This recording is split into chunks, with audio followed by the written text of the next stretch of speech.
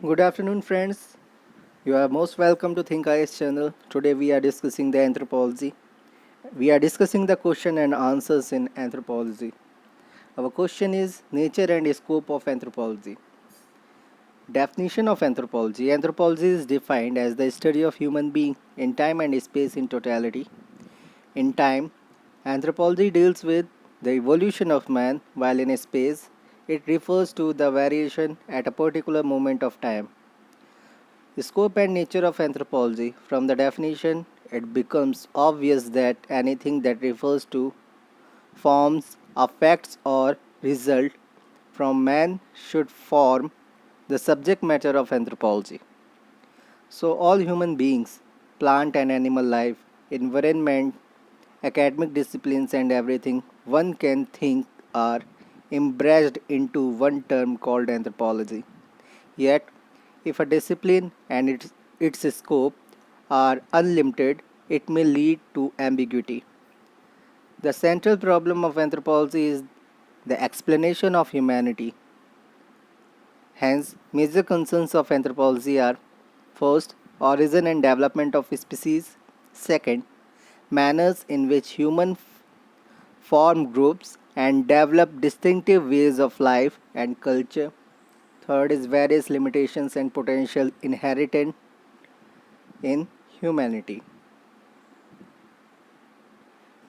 As said above, anthropology deals with evolution and variation of man. We must add that we emphasizes on two aspects of man, namely biological and socio-cultural. The scope of anthropology can be broadly described in the form of four subdisciplines of anthropology, which are: first, biological or physical anthropology; second, sociocultural anthropology; third, archaeological anthropology; fourth, linguistic anthropology. First is biological anthropology. It deals with biological evolution and biological variation. Biological evolution is studied through various theories, Darwin's theory, synthetic theory, etc., and processes micro macro evolution.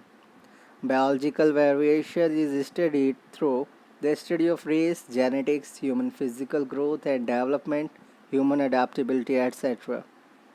Second is sociocultural anthropology. In sociocultural anthropology, we study sociocultural evolution and variation in terms of non material and material culture.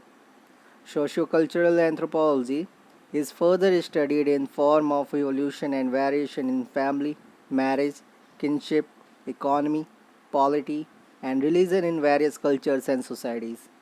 Archaeological anthropology is third part.